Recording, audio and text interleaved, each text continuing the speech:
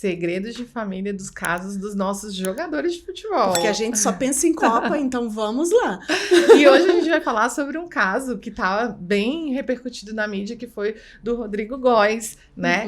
Que, mais uma vez, eu vou falar aqui e deixar bem claro. Nós vamos comentar sobre o caso, porque está na mídia, entretanto, a gente não adentra no caso específico. Por quê? Primeiro, uma vedação ética que a gente tem de não poder comentar sobre casos que colegas atuam. E outra coisa, porque seria muito antiético, né, Célia? Afinal de contas, os casos de família são sigilosos e a gente só está falando a respeito daquilo que está disposto aí na mídia, né? E a gente pode não conhecer detalhes importantes, né? Justamente. Isso. Mas, o que está na mídia?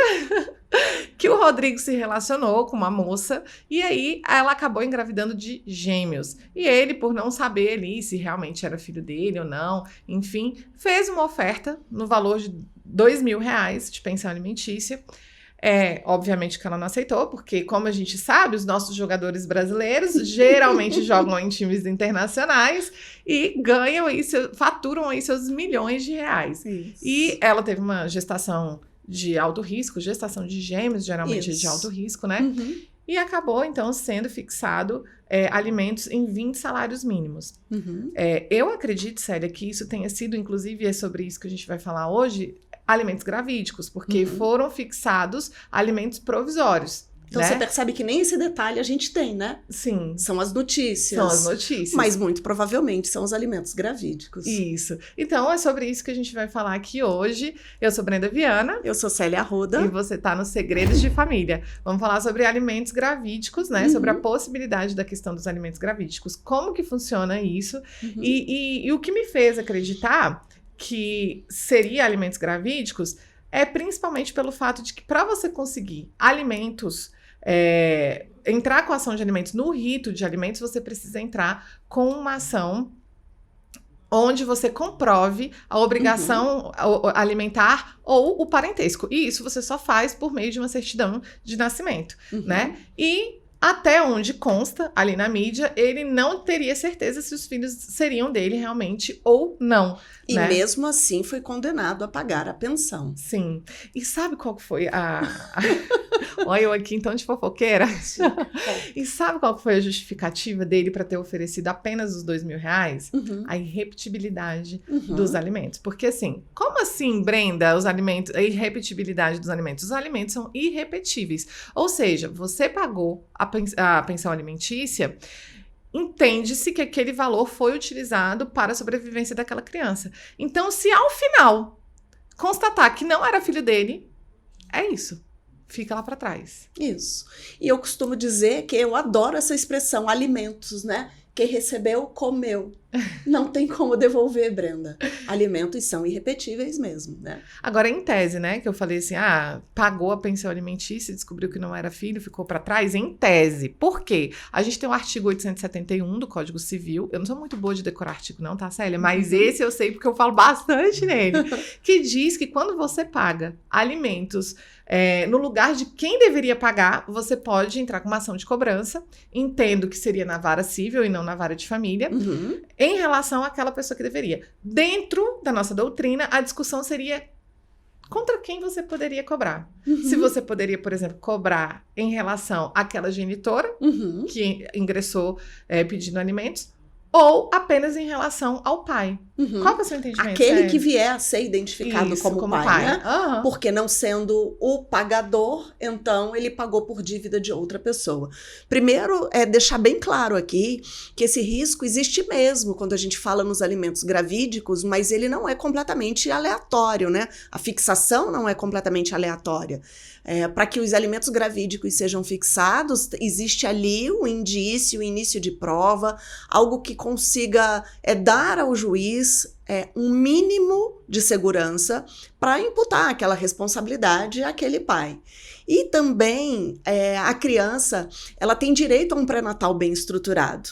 Sim. Que viabilize o nascimento com vida de forma saudável e enfim, todas as que já passaram por alguma gravidez sabem que os custos existem sim de acompanhamento médico, de realização de exames e de organização desta vida, desta criança que vai nascer, né, Brenda? Então, vamos partir desse pressuposto, porque eu já ouvi muitos comentários no sentido de que, mas enquanto tá grávida não tem despesa. Tem despesa. Sim. Com certeza, a alimentação tem que ser diferenciada, porque você precisa de uma alimentação mais natural, né? De preferência orgânica, porque a gente sabe que hoje em dia nossas frutas, nossas verduras têm muito agrotóxico. Então, se você tem essa possibilidade, né? Gravidez de alto risco, eu tive uma gravidez de alto risco, Célia. A gravidez da Júlia e do Lucas. A do Lucas foi considerada de alto risco só porque eu tinha hipotireoidismo. Sim. E aí foi considerada de alto risco, mas a da Júlia foi mesmo. Então, assim, eu fiquei 9 meses deitada para o teu parto, né? Nossa. Eu tive um diagnóstico de que eu morreria no parto. E aí, eu passei mal. Mais ou menos ali com 34 semanas, minha pressão subiu e eu fiquei internada. É pré-eclâmpsia, não é? Não sei o quê. E naquele risco, a gente precisava de uma equipe muito grande, mas graças a Deus descobrimos um procedimento caríssimo, Célia, que o plano de saúde não cobria, com cardiovasculares, né? Eu fiz um cateterismo durante o parto, mas um cateterismo para fechar as veias do útero, e o que me deu chance de sobrevida, tanto que eu fiquei internada na UTI e tal. Então, assim, a gestação, hoje que a gente trata assim como, tô grávida e tal, né? E aí tem até tem gente que fala assim, gravidez não é doença. Não é doença, mas vem várias coisas juntos. Inclusive, toda gestação tem ali o seu risco, né? Sim. Mesmo saudável. Então, a gente precisa levar em consideração. No caso em específico, a gente tá falando de uma gestação de gêmeos. E que era uma gestação de alto risco e que, portanto, ela inclusive teve que parar de trabalhar, né? Então, isso também influencia na vida daquela pessoa que tá gestando a criança, né? E os bebês são filhos de pai e mãe. E estando eles juntos ou não, entrarão todos nesse movimento, né? De cuidado, de preservação da integridade da vida dessas crianças. Bom, então, partindo desse pressuposto de que os bebês precisam mesmo enquanto ainda estão sendo gestados, de que nesse momento pode não haver certeza do vínculo de paternidade, mas existem indícios que permitem ao juiz impor essa sanção. Sim. Essa sanção não, desculpa, essa pensão, tá? Que, inclusive, é obrigação de sustento em relação àquelas crianças, né? Exatamente. Agora, olha só, a gente tem pontos divergentes aqui. Por quê? Em relação aos alimentos gravídicos, entendo eu, né, seguindo aí o entendimento da Maria Berenice Dias, de que os alimentos gravídicos, a fixação desse valor não levaria em consideração a necessidade e a possibilidade, tendo em vista que os alimentos gravídicos, ele tem o objetivo de custear ali, né, as questões relacionadas não só ao parto, mas ao pré-natal, às roupas do bebê que vai chegar, ali o bercinho e tal. Então, assim, entendo que essa fixação, ela não seria necessariamente em percentual do salário do pai, você levar em consideração a possibilidade dele, igual a gente leva para os alimentos, né, ali relacionados aos filhos, que aí a gente fala assim, os filhos são sócios do pai, né? Ele tem direito de ostentar a mesma condição. Então, para mim, tem que ser levado em consideração os custos relacionados à alimentação, a exames, ao parto, né, a roupa, a medicação, a um suplemento, isso, mas vitamina. A questão da gestação. Sim. E não levar em consideração a possibilidade, porque a gente está falando, por exemplo, de um jogador que ganha fatura milhões de reais no ano. Concordamos, Brenda. Tô de acordo. Então, eu entendo que é para custear este momento. Lembrando, sabe uma coisa que a Maria Berenice diz? E eu concordo. Ela diz o seguinte, se na ação de alimentos gravídicos, e olha, você tem que ficar bem atento, porque o prazo é diferente, tá? Você que é advogado, pelo amor de Deus, o prazo é de 5 dias, né? Os prazos processuais. Sim, para contestar. Porque tem que ser rápido. Tem que ser gestação, rápido. Se a gente for obedecer o ritmo normal, né? Sim. De tramitação dos processos, sabendo que a ação de alimentos é mais rápida, mesmo assim, a gestação urge, né? Ela clama urgência. A gente sabe, né, das consequências da não tomada de algumas providências nos prazos indicados pelos médicos, né? E ela diz uma coisa que eu concordo, não sei se você vai concordar, que se na ação de alimentos gravídicos não houver impugnação em relação à paternidade, você pode inclusive pedir para o juiz para que ao nascer as crianças, já se registre, né, em nome do pai. Então, eu não sei se você concorda, mas eu super concordo com isso. Super concordo. Se não impugnou ali nos alimentos gravídicos a paternidade, para mim, presume-se então, né? Lógico que pode ser feito DNA, mas então tem que impugnar essa questão aí. Sim, claro. Né? E também, outra coisa muito importante de dizer é que quando os bebês nascem, os alimentos deixam de ser alimentos gravídicos e se tornam ali, né, os alimentos relacionados, então, já se transfere diretamente isso para os filhos. Por quê? Existe uma discussão se os alimentos gravídicos, até levantei isso é o Cristiano Chaves de Faria, quem teria legitimidade para isso seria a genitora ou o nascituro. Você civilista... Para figurar no polo ativo, né? Isso. Não, para figurar no polo ativo a gente já não tem dúvida que é a genitora. Mas de quem seria... o direito, né? Entendo que realmente é da genitora, né? Em relação ali aos alimentos gravídicos. E, voltando aqui, então... quando os bebês nascem, já passa esses alimentos para o bebê. E aí você pode entrar com ação revisional nesse caso, se os alimentos não estiverem ali adequados à condição social. Perfeito. Para poder, então, adequar essa condição, né? Perfeito, porque aí a questão dessa adequação à possibilidade daquele que vai pagar é para os filhos, né? Então, é necessário esperar o nascimento deles, sem sombra de dúvida nenhuma. Outra coisa que eu entendo é que se não for proposta a ação ali nos alimentos gravídicos durante a gestação, porque às vezes a pessoa, por mais que os alimentos gravídicos exija prova franciscana, ou seja, não precisa ser uma prova robusta, precisa apenas de indícios, né? Às vezes a pessoa não tem esses indícios, ou então é indeferido esses alimentos gravídicos, porque o juiz fala, não, para mim, aqui as provas são muito... parcas mesmo, né?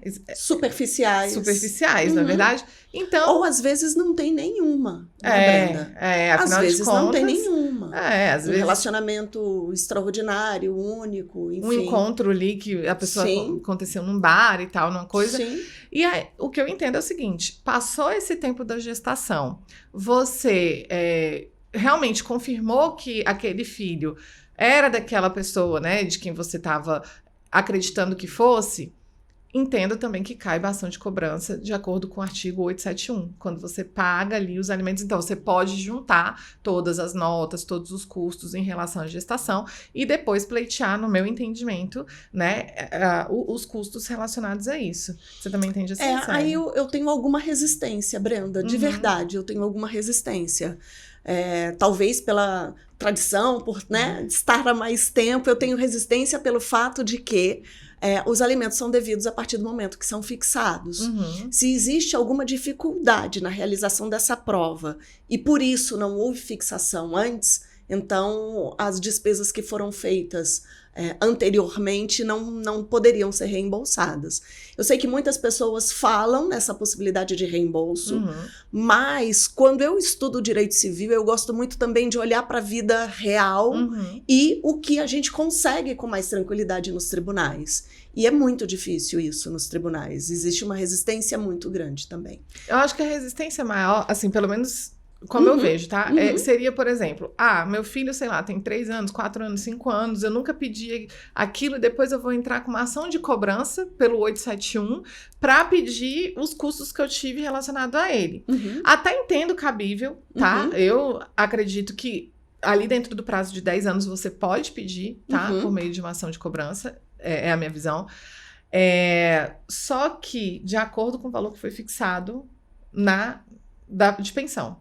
Né? Porque senão também seria... Mas aí você está cobrando a pensão já fixada.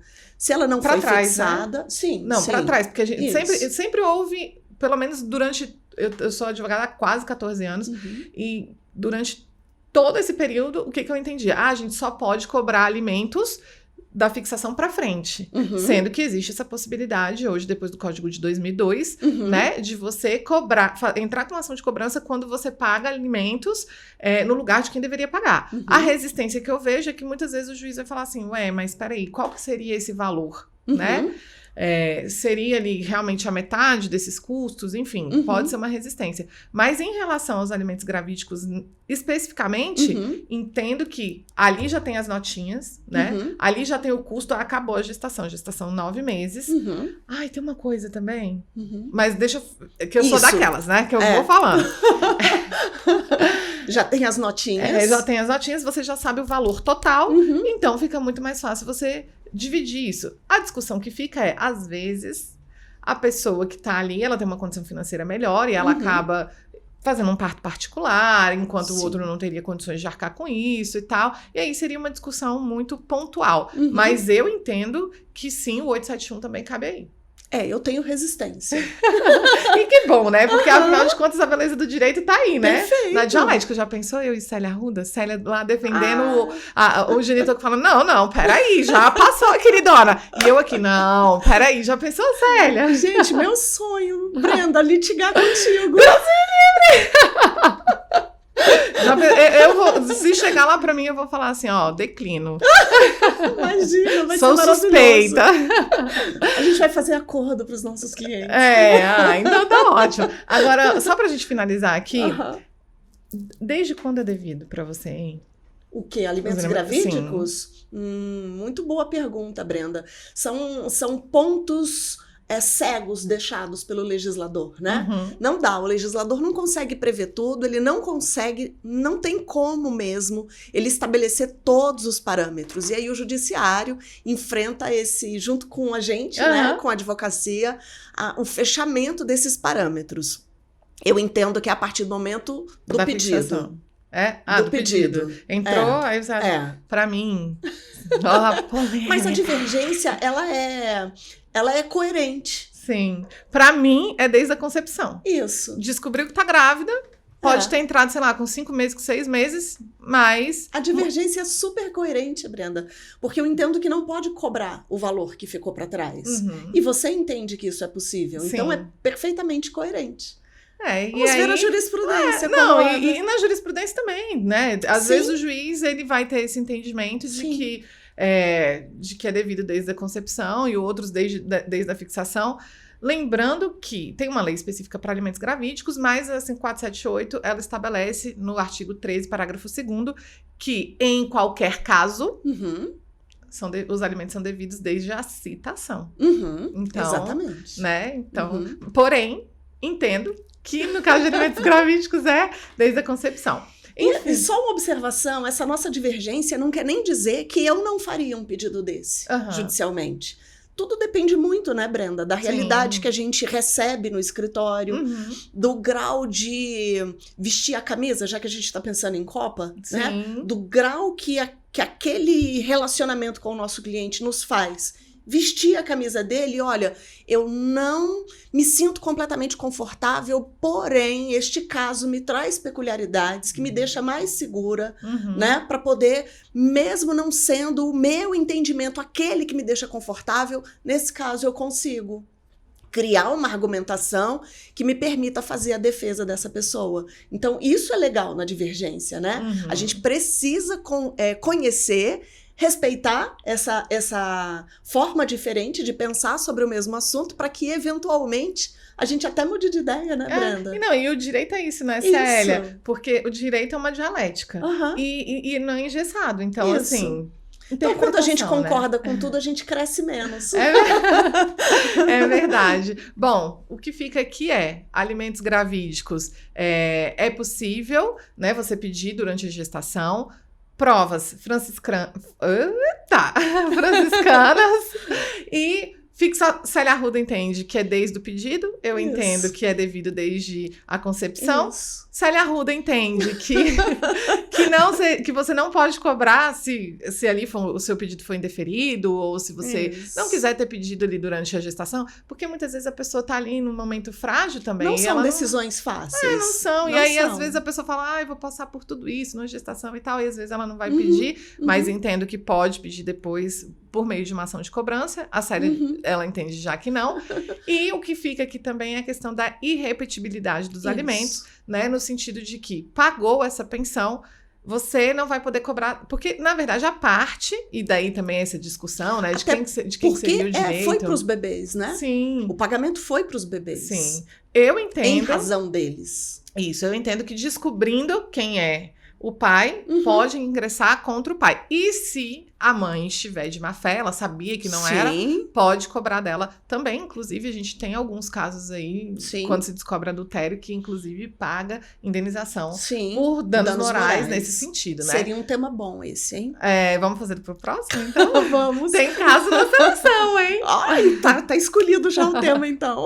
Quarta-feira que vem, 7h30 da noite, aqui no Segredos de Família. Vou deixar pra você aqui em cima o canal da Célia também pra você seguir. Não deixa de se inscrever aqui no canal, de ativar o sininho de notificação para você não perder nada e deixa o seu gostei se você gostou. Acompanha a gente também lá nas redes sociais, né, Célia? Isso, Célia Arruda DC. E Advogada de Família lá no Instagram. A gente te espera.